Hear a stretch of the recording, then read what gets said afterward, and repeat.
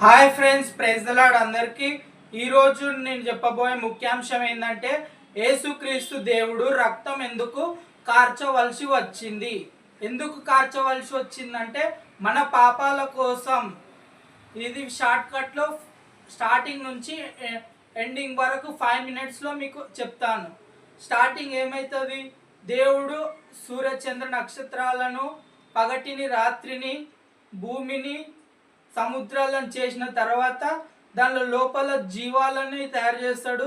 ఆకాశంలో ఎగిరే పక్షులు, సముద్రంలో ఉండే జీవాలు, చిన్న చిన్న నక్షత్రాలు, అవన్నీ తయారు చేసిన తర్వాత దేవునికి నాకు నాకు ఒక ఫ్రెండ్ లేడని దేవునికి ఒక ఫీలింగ్ వస్తుంది. అప్పుడు దేవుడు ఏం చేస్తాడు, మట్టితోటి ఒక బొమ్మను తయారు చేసి ఆ బొమ్మలో జీవవాయువు ఊదుతాడు. అది జీవాత్మ అవుతుంది, అది మనిషి అవుతాడు. అతనికి ఆదాం అని పేరు పెడతాడు దేవుడు. అప్పుడు దేవుడు నరుడు ఒంటరిగా ఉండుట మంచిది కాదు అనుకొని ఇంకొక స్త్రీని తయారు చేద్దామని ఆయనకు కోమాలోకి పంపించినట్టు, అంటే స్పృహ తప్పినట్టు చేసి అతని పక్కట ఎముకలో నుండి ఇంకా తీసుకొని ఆ స్త్రీకి పడుతుంది. అప్పుడు ఆమె స్త్రీగా మారిపోతుంది. వాళ్ళిద్దరికి ఆదం హవ్వ అని పేరు పెడతారు. వాళ్ళకు పిల్లలు కయ్యూను హేబేల్ అని 2 పిల్లలు పుడతారు. అయితే కయ్యూను హేబేలు, కయ్యూను దేవునికి నచ్చాడు, హేబేల్ దేవునికి నచ్చుతాడు. కాబట్టి అసూయ అక్కడనే స్టార్ట్ అవుతుంది.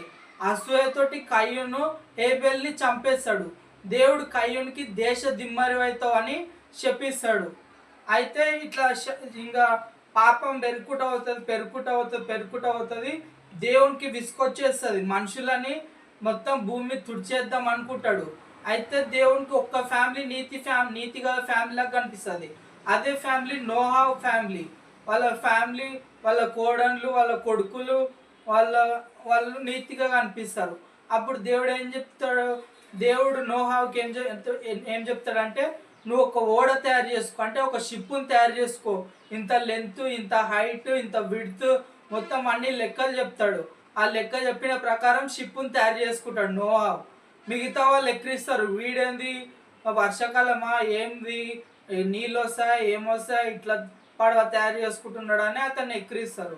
అతను అవన్నీ పట్టించుకోకుండా దేవుడు చెప్పిన మాటని విశ్వాసంగా నమ్ముతాడు. విశ్వాసం ఉంచి ఆ ఓడను తయారు చేస్తాడు. ఓడను తయారు చేసిన తర్వాత ఏమవుతుంది, వర్షం స్టార్ట్ అవుతుంది. వర్షం 40 పగుళ్ళు 40 రాత్రులు, అంటే 40 days వర్షం కురుస్తుంది. ఆ ఇంకా వాళ్ళని దేవుడు స్టార్టింగ్ చెప్పేస్తాడు, మీరు లోపలికి వెళ్ళండి, అన్ని జాతులలో ఒక్కొక్క జాతి జంతువులు, పక్షులు, అన్ని జాతి ఒక్కొక్క జత లోపలికి పడవ లోపలికి వచ్చిన తర్వాత దేవుడు బయట నుంచి గొల్లెం పెడతాడు, అంటే మూసేసిన తర్వాత మిగతా జనాలన్నీ చచ్చిపోతారు. ఇంకా కొన్ని రోజుల తర్వాత వీళ్ళ సంతానం విస్తారం అవుతుంది. వీళ్ళలో మళ్ళీ పాపం ఎక్కువవుతుంది. అప్పుడు దేవుడు వీళ్ళలో ఎవరైనా నీతిమంతులు కనిపిస్తారా అని చూస్తే అబ్రాహాం కనిపిస్తాడు నీతిమంతునిగా. కనిపిస్తాడు కాబట్టి అబ్రాహాంకు షారా అనే ఆమెతో వివాహం అవుతుంది. కానీ వాళ్ళకు పిల్లలు లేకుంటారు. దేవుడు అబ్రాహాంకి పిల్లలు ఇస్తా అని మాట ఇచ్చింటాడు. కానీ షారా ఉండి నమ్ముతలేదు, ఈ ముసలి కాలమైకి పిల్లలేం పుడతారని ఆమె అంటుంది. అప్పుడు ఆమె దాసి అయిన ఆగారు తోటి పెళ్లి చేపిస్తుంది అబ్రాహాంకి. అప్పుడు షారా అబ్రాహాంకి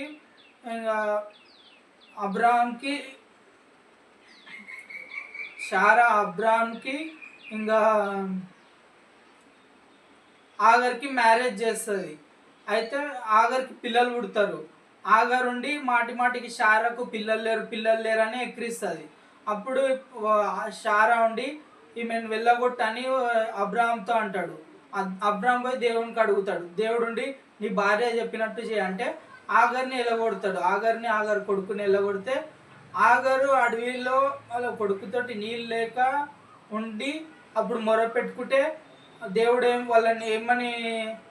వాళ్ళకి ఏమని అభివృద్ధి చేస్తాడంటే, నీ పిల్లలు ఈ లోకం అంతా అవుతారు, నీ అన్ని వైపులు అవుతారు, ఈ లోకంలో అందరూ అవుతారు, చాలా మందిగా జన ఇసుకరేని వాళ్ళే అవుతారు అని చెప్తారు. వాళ్ళే ముస్లిమ్స్. ఇంత ఇసుకరేని వాళ్ళే అంటే ఎంతోమంది గుంపు గుంపుగా అవుతారు అని చెప్తాడు. వాళ్ళే ముస్లిమ్స్. తర్వాత షారా షారా 99 100 షారా షారా లాస్ట్కి షారా కూడా ఒకరిని కంటది. ఎవరిని కంటది? ఇస్సాకుని కంటది. ఇస్సాకు యాకోబులను కంటది. ఇస్సాకుని కంటది. ఇస్సాకు యాకోబుని కంటాడు. ఇంకా తర్వాత ఈ అబ్రామ్ సంతానం, అబ్రామ్ షారా కూటిన సంతానమేమో ఇజ్రాయేల్ వాళ్ళు, అబ్రాము ఆగర్ కూటిన వాళ్ళేమో ముస్లిమ్స్. తర్వాత దేవుడు యూదుల నుంచి వస్తాడు. యాకోబుకి 12 మంది పిల్లలు పుడతారు. అయితే ఆ 12 మందిలలో యూద గోత్రంలో నుండి దేవుడు యేసుక్రీస్తు పుడతాడు. పుట్టి సిలువ ఎందుకు వేయబడింది, రక్తం ఎందుకు కార్చబడింది అంటే, ఇప్పుడు అప్పటి కాలంలో యోబు నుంచి స్టార్ట్ అవుతుంది. యోబు అనేట అతని ఆ ఊర్లోనే అత్యంత ధనవంతుడు ఉంటాడు. వాళ్ళ పిల్లలు ఏమైనా పాపం చేసిండ్రా అని ఒక్క పిల్లగాడు పాపం చేస్తే ఒక గొర్రె నరకడం, రెండో పిల్లగాడు పాపం చేస్తే 2 నరకడం, ఇట్లా పాపం చేస్తే నరకడం, పాపం చేస్తే గొర్రెని బలియడం, పాపం చేస్తే గొర్రెని బలియడం, ఇట్లా చేస్తుండే. ఇక దేవుడుండి మీరు అట్లా చేయకుండా నేనే వస్తా డైరెక్ట్. దేవుని స్థానం ఏంటంటే తండ్రి పక్కల కుడి పరవశంలో కూర్చున్నాడు, యూతల సైడ్ పరిశుద్ధాత్మ. అయితే దేవుడే దిగొచ్చి గొర్రెలాగా, అంటే గొర్రెని కొడితే అది ఏమన్నదు, ఏం చేయదు, మౌనంగా ఉంటుంది. గొర్రె బొచ్చు కత్తరించేవాని ముందల మౌనంగా ఎలా ఉంటుందో దేవుడు భూమిపైన అలాగ మౌనంగా ఉండి ఎన్నో అద్భుత కార్యములు చేస్తాడు. ఆ దేవుడి మీద అసూయపడతారు. దేవుడు చచ్చిపోయిన వాళ్ళని లేపుతుంటాడు, కుష్ఠరోగులను మంచిగా చేస్తుంటాడు, గుడ్డి వాళ్ళని, కుంటి వాళ్ళని, మూగ వాళ్ళని, రక్తస్రావ వాళ్ళని అందరినీ మంచిగా చేస్తుంటాడు. అయితే యేసుక్రీస్తు మీద ఈ యూదులు, శాస్త్రులు, పరిసయ్యులు, సద్దుకాయులు వీళ్ళు పగబడతారు అసూయతోటి. జనాలు అందరూ ఇతని సైడ్ వెళ్ళిపోతున్నారు, మనకు పైసలు రావు అని ఇంకా అతన్ని పిలాతుకు పట్టిస్తారు. పిలాతు అంటే అప్పుడు రోమన్ రాజ్యంలో ఒక రోమన్ రాజు ఇతన్ని పెట్టుకునేటాడు అంతే, ఆ ప్లేస్కి పరిపాలించడానికి. అయితే యాక్చువల్ ఏమవుతుంది, అప్పుడు యేసుక్రీస్తు ఉండి నేనే వస్తా, అవి ఆ బలులు అట్లా బలిస్తే పాపం పోదు, పరిశుద్ధంగా ఒక మనిషి పరిశుద్ధంగా పుట్టాలి, ఆ పరిశుద్ధంగా పుట్టిన మనిషి చనిపోవాలి అని రూల్ ఉంటుంది. అయితే యేసుక్రీస్తు పరిశుద్ధంగా పుట్టి పరిశుద్ధాత్మ ద్వారా, అంటే తల్లిదండ్రి కలవకుండా ఓన్లీ తల్లి గర్భంలో పరిశుద్ధాత్మతో జన్మిస్తాడు. యేసుక్రీస్తు జన్మించిన తర్వాత ఈ సూచక కార్యాలన్నీ చేసినప్పుడు పరిసయ్యులు, సద్దుకాయులు అసూయపడతారు. అసూయపడి యేసుక్రీస్తుని ఎట్లైనా చంపాలని ప్లాన్ వేసి పిలాతు రాజుకి చెప్తారు. అప్పుడు ఇంకా యేసుక్రీస్తుకి ముండ్ల కిరీటం పెడతారు. ఇక్కడ ముండ్ల కిరీటం ఎందుకు పెడతారంటే, మనం చేసే గలీజ్ ఊహలు, గలీజ్ ఆలోచనలు, చెడ్డ ఊహలు చేస్తాం కాబట్టి ఇక్కడ దేవునికి యేసుక్రీస్తు తలపైన ముండ్ల కిరీటం పెట్టబడుతుంది. తర్వాత కాలు చేతులు అన్ని చిత్ర హింసలు, బాధలు పడతాడు యేసుక్రీస్తు దేవుడు. ఎవరి కోసం? తాను చనిపోతేనే మనం చనిపోయినాక పరలోకానికి వెళ్తాం. ఎందుకంటే అతన్ని మనకు పాపక్షమాపణ ఇస్తున్నాడు దేవుడు. కాబట్టి యేసుక్రీస్తు దేవుడు అలాగా చంపబడతాడు. చంపబడిన తర్వాత 3 రోజులైన తర్వాత లేస్తాడు. 3 రోజులైన తర్వాత లేచి ఫస్ట్ చెప్పింటాడు, నేను చనిపోయి 3వ రోజు లేస్తా అని చెప్తాడు. ఇక దేవుడు చనిపోయి 3వ రోజు లేస్తాడు. కానీ అక్కడున్న సమాధి కాడ ఉన్న వాళ్ళు దేవదూతలను చూసి షాక్ తిని అకస్మాత్తుగా వాళ్ళు ఏమైపోతారంటే మధ్యస్థితం లేకుండా, అంటే ఒక షాక్లో గురి అయిపోతారు, నిద్రలోకి వెళ్ళిపోతారు. అయితే పొద్దున్న లేచి జరిగిందంతా శాస్త్రులకు, సద్దకాయలకు, పరిసయ్యులకు చెప్తాడు. వాళ్ళుండి మీకు పైసలు ఇస్తాం, మీరు ఏం చెప్పాలంటే శిశువులే దేవుడిని ఎత్తుకపోయినరు, యేసుక్రీస్తుని ఎత్తుకపోయినరు అని చెప్పాలని చెప్తాడు.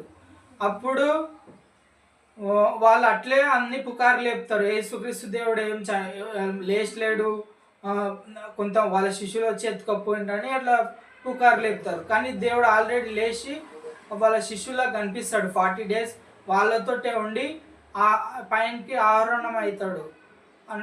పోయేటప్పుడు ఏమని చెప్తాడు, నేను ఆదరణకర్తను పంపిస్తా అని చెప్తాడు. ఆయనే పరిశుద్ధాత్మ.